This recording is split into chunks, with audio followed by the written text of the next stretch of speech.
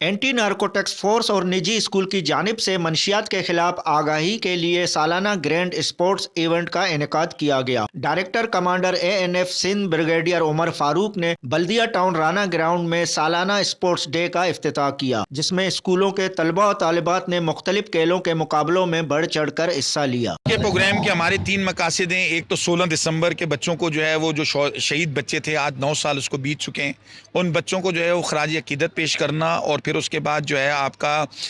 یعنی کہ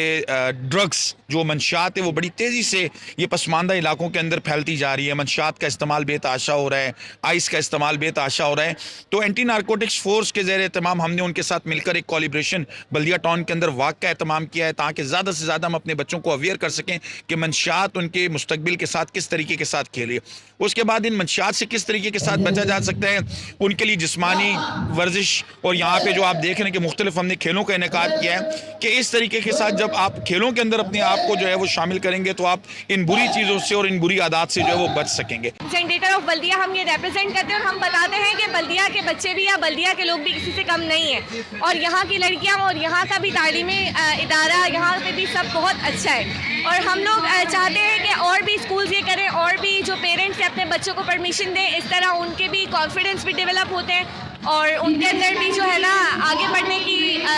ول ہوتی ہے ایک، اور جو ہے بلدیہ ہم ڈیولپ کر سکتے ہیں۔ اسپورٹس کھیلے جائیں گے بہت سارے، میں بھی بہت ایکسائٹیڈ ہوں، سب بہت ایکسائٹیڈ ہیں، تو بہت سارے اسپورٹس کھیلے جائیں گے، sports football, kho kho, basketball and through ball,